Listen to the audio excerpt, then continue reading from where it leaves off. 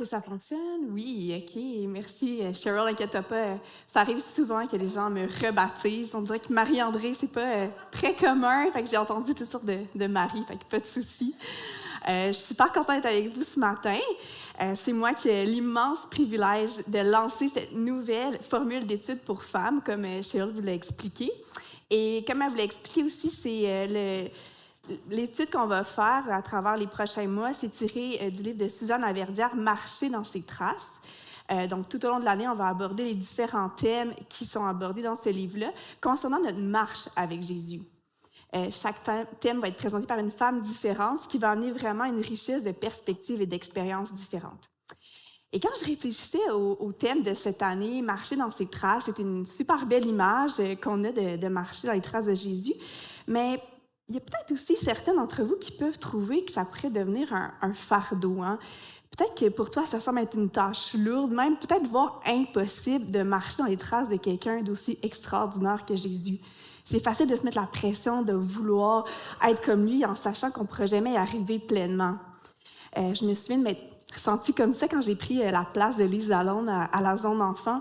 Je trouvais que j'avais des gros souliers à remplir. Hein. Lise est une femme extraordinaire. Ça faisait 10 ans qu'elle faisait ce travail-là. Donc, je me sentais vraiment petite dans mes souliers. Puis c'est ça, je me comparais à elle en me disant que je ne serais jamais capable d'être comme elle. Peut-être que toi aussi, tu as déjà eu ce sentiment-là d'essayer de marcher dans les traces de quelqu'un qui a l'air d'avoir des plus grands souliers que toi. On a parfois la pression de répondre aux attentes, de maintenir un certain niveau de performance, puis parfois ça peut être écrasant. Mais quand Jésus nous demande de marcher dans ses traces, dans ses pas, c'est pas pour nous juger sur notre capacité à être comme lui, à être capable de le suivre. Il souhaite plutôt que nous le suivions avec le cœur d'un enfant. Puis je vais juste montrer la petite image, là, les grands souliers. C'est bon, oups, je suis allée trop vite. Qui est des grands souliers à remplir. Hein, puis j'ai mis la petite patte aussi dans le roi lion là, de Simba, là, quand il met la patte dans la trace de son père, puis on voit qu'il se rend compte qu'il y a vraiment des petites pattes comparées à son père. Mais quand Jésus, c'est ça, nous invite à le suivre, c'est un peu plus comme l'image d'un enfant qui veut suivre son parent. On a déjà toujours vu des petites filles hein, qui essaient d'imiter leur maman, de se maquiller comme elle, de parler comme elle, de les copier. C'est ça, Jésus veut qu'on le suive comme avec le cœur d'un enfant, avec admiration et amour, comme on cherche à imiter notre parent. Hein, quand on se sent profondément aimé par nos parents, on va avoir le goût de les imiter. C'est à cette image que Jésus nous guide avec patience et compassion. Il nous invite à marcher avec lui dans une relation de confiance et de joie. En sachant que nous sommes aimés inconditionnellement par lui, nous pouvons suivre ses pas avec un cœur léger, motivé par le désir de lui ressembler et vivre selon ses enseignements. Et lorsque les tempêtes de la vie surviennent, que les doutes, les craintes, l'épuisement, le silence nous envahissent, que nous perdons la joie, la force et même l'envie de marcher dans ses pas, on veut se rappeler que ses bras d'amour et sa grâce nous soulèveront et nous porteront, car jamais Jésus ne nous abandonnera.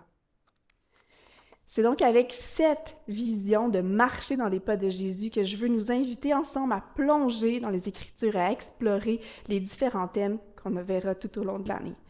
Donc, c'est juste une petite introduction pour le thème de l'année. Donc, on va plonger dans le vif du sujet d'aujourd'hui.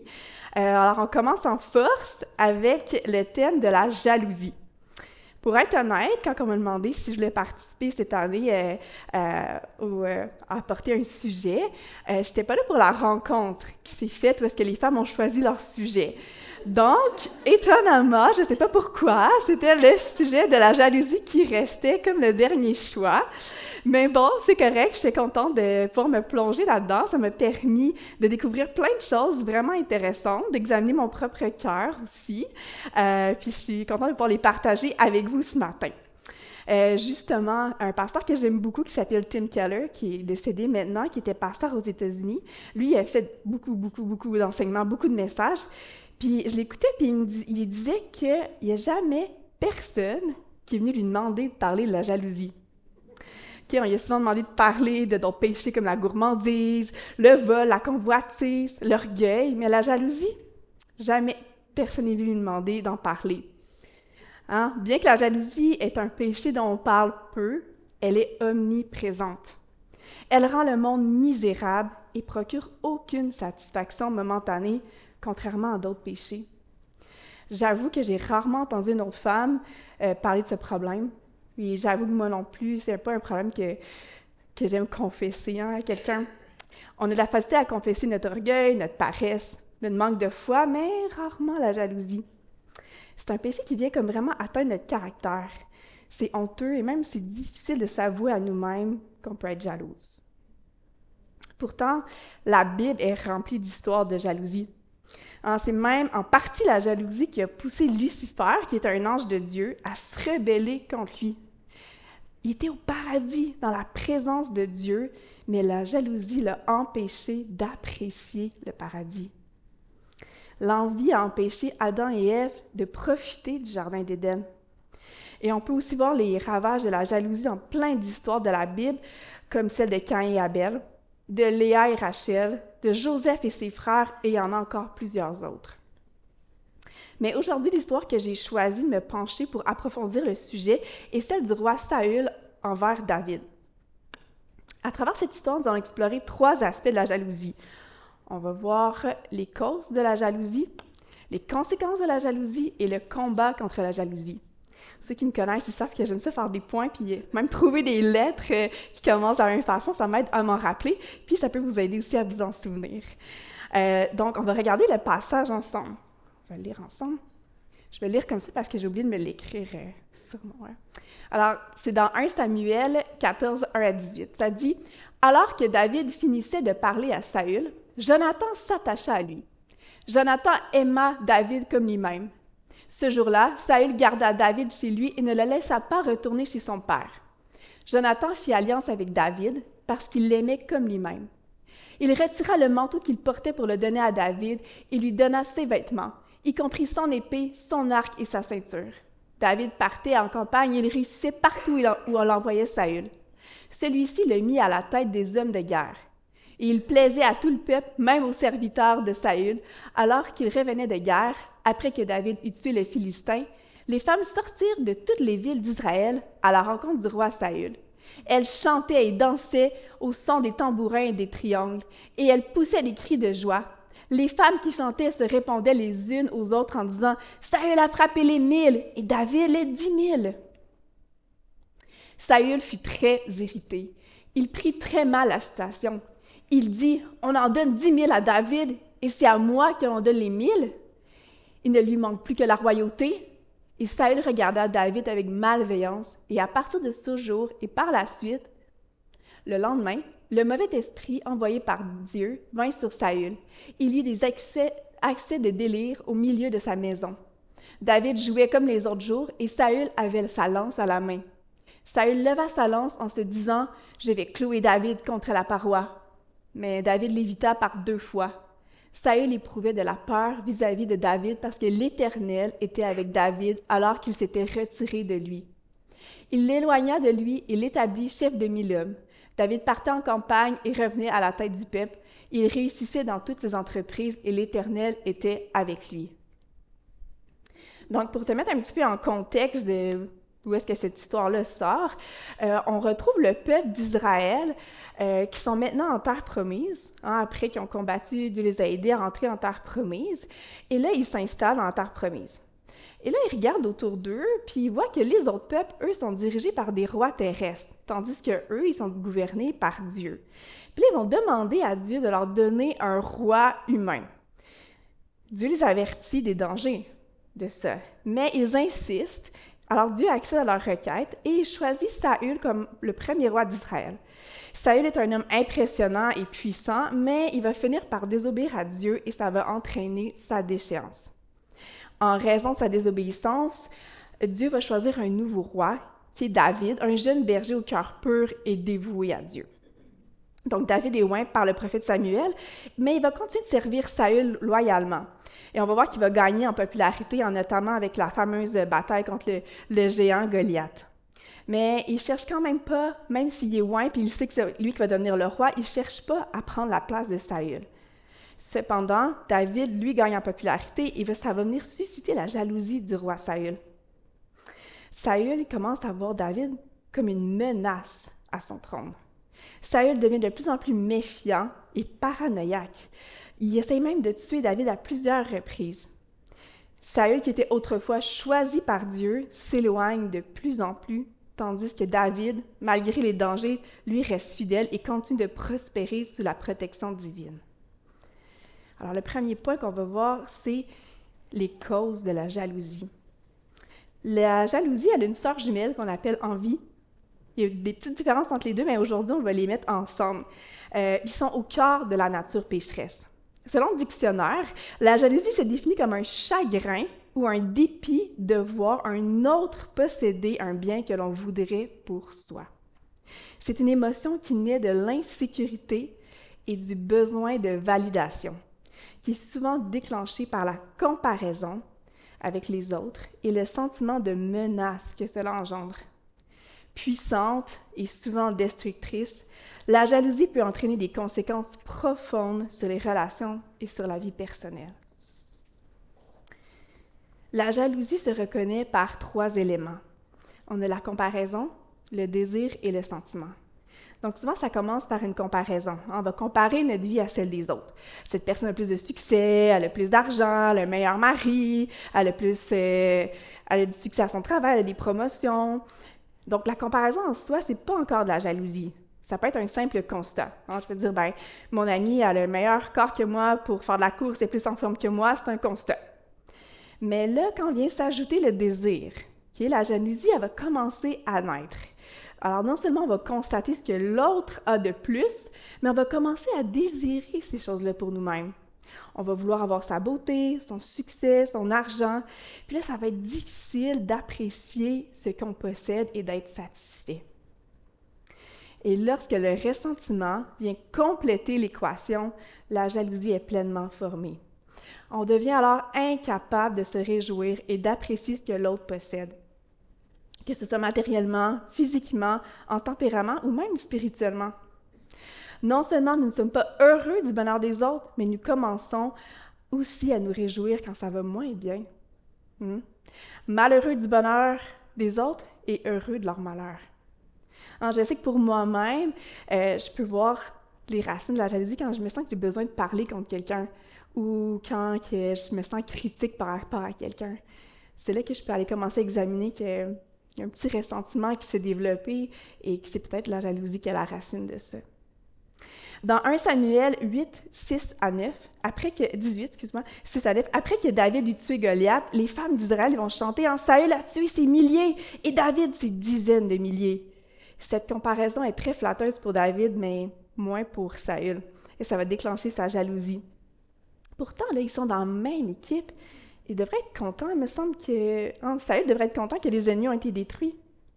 Mais on voit que la jalousie de Saül est alimentée par son insécurité et son besoin de reconnaissance.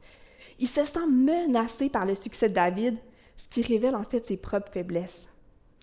Donc, les causes de l'insécurité, de la jalousie sont souvent l'insécurité, le besoin de reconnaissance et la comparaison.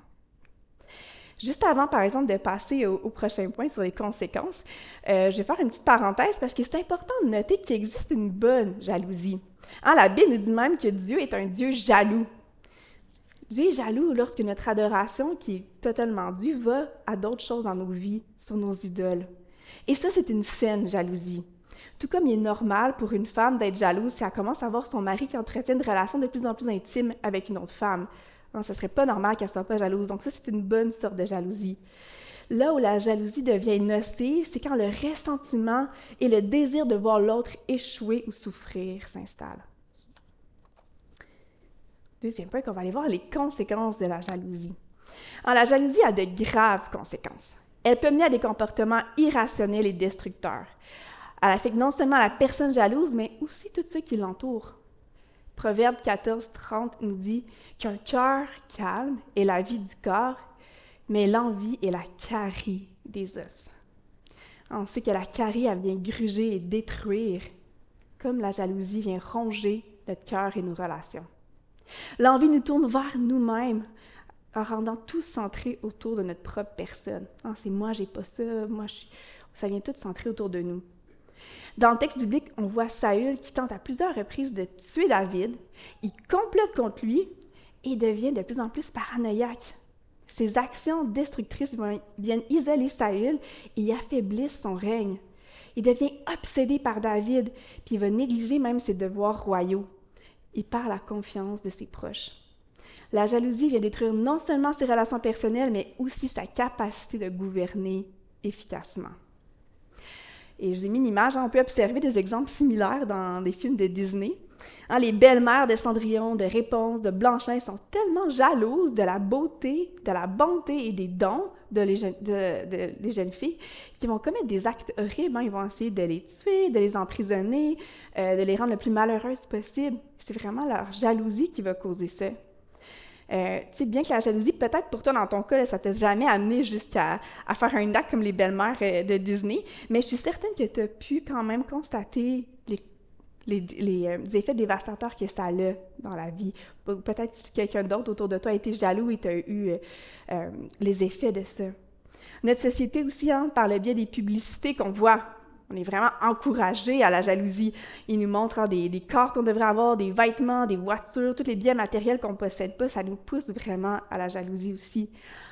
Si je peux parler aussi un peu des réseaux sociaux, ça a vraiment un bon côté, mais aussi ça peut facilement devenir une vitrine de fausses images de perfection qui alimente la jalousie et le besoin de prouver ou de montrer quelque chose. La jalousie enlève toute joie et détruit notre paix intérieure. Mais comment donc combattre cette fameuse jalousie qui est si destructrice pour nous et pour nos proches? Il existe plusieurs moyens de combattre la jalousie que nous pourrions discuter. Un de ces moyens va être justement abordé juste après par Marie-Ève et Andréane. Alors, je ne vais pas m'étendre sur ce sujet parce qu'il est vrai que de cultiver la gratitude, avoir un cœur reconnaissant et contempler ce que Dieu nous donne peut nous aider à être satisfaites et moins envieuses. Mais j'aimerais attirer votre attention aujourd'hui sur un troisième personnage qui est présent dans l'histoire que j'ai lue, mais on n'a pas encore parlé beaucoup jusqu'à ce moment, et c'est Jonathan, le fils du roi Saül. Donc, Jonathan était le fils de Saül. Dans le passage qu'on a lu, on a vu au début la naissance d'une amitié profonde entre David et Jonathan. Jonathan, il reconnaît les qualités exceptionnelles de David et il va l'aimer comme son propre frère. Ils vont former un pacte d'amitié et de loyauté mutuelle. Jonathan va même jusqu'à protéger David contre les tentatives de meurtre de son père. Il reconnaît la volonté de Dieu, que Dieu a choisi David pour être le prochain roi, et grâce à la foi de Jonathan et à son humilité, il va soutenir David sans ressentir de menace pour sa propre position. S'il y a bien une personne qui pourrait être jalouse dans cette histoire-là, ce serait Jonathan.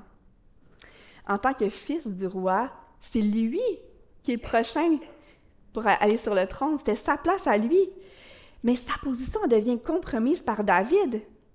Mais ce que fait Jonathan est un acte incroyable. Il prend sa robe royale et la donne à David. La robe royale, ça représente sa position de roi. À l'époque, quand un roi voulait abdiquer, qu'il voulait abandonner son titre de roi, il prenait sa robe et la laissait sur le trône.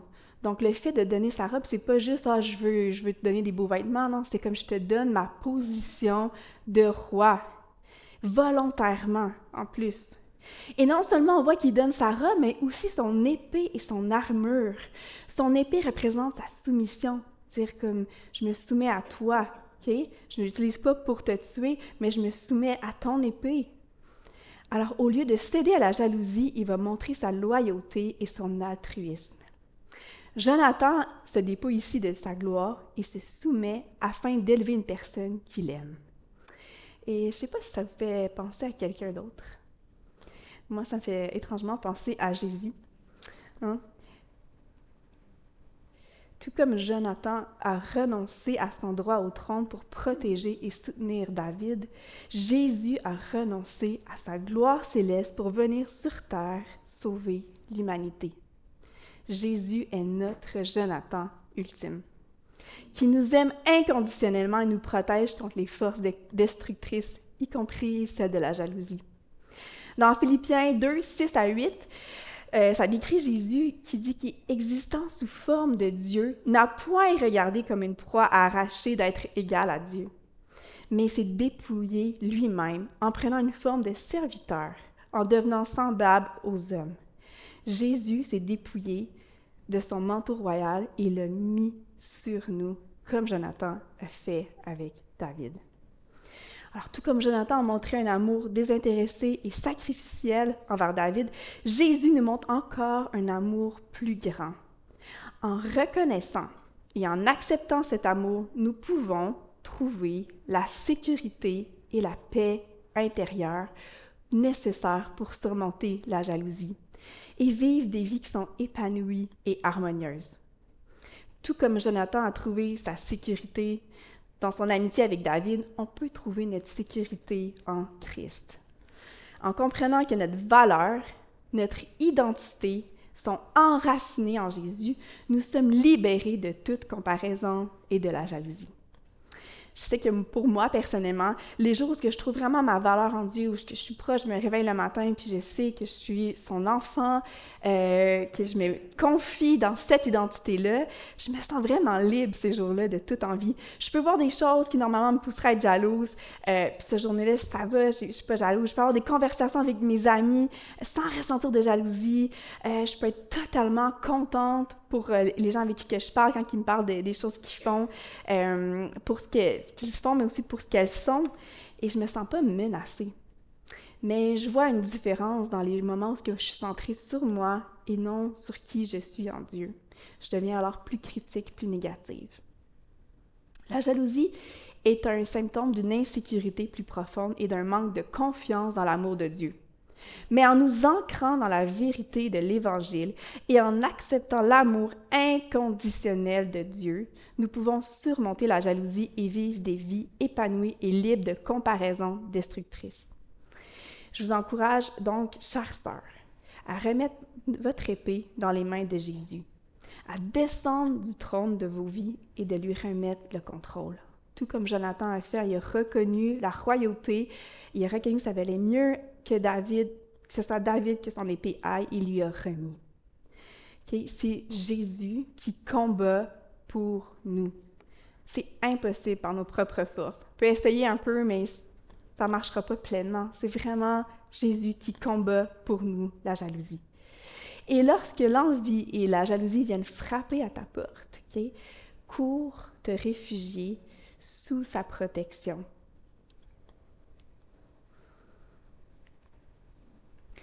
Okay, cours te réfugier sous sa protection. Et rappelle-toi de ce que tu es en lui, une fille précieuse du roi. Tu n'as rien à envier à personne et tu seras libre d'aimer comme lui.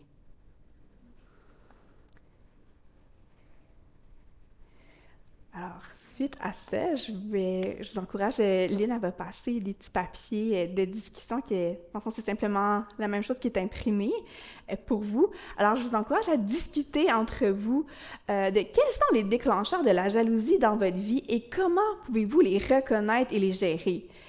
Okay, essayez d'être honnête envers vous-même. Si vous ne voulez pas le partager parce que c'est difficile de parler de ça, c'est correct, mais essayez au moins d'avoir une réflexion interne de qu'est-ce qui déclenche la jalousie dans ma vie.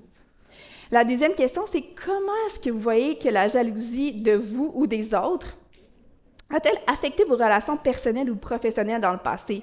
Est-ce que vous avez des exemples? Par exemple, moi, je travaille dans une école et c'est facile de commencer à se comparer aux autres enseignantes. Puis là, quand une autre enseignante commence à parler contre une autre, comme c'est le fun parce que là, la jalousie naît souvent de ça, le blabla qu'on se fait les uns entre les autres. C'est souvent la source de la jalousie. Donc, peut-être que tu as des exemples dans ta vie de ça. Il y a aussi, troisième question, comment la compréhension de notre identité en Christ peut-elle nous aider à combattre la jalousie concrètement cette semaine, aujourd'hui? Comment est-ce que le fait que tu es la fille de Dieu, la fille de Jésus, le fait que tu as mis sa robe royale peut t'aider à combattre la jalousie aujourd'hui? Donc, je vous laisse discuter.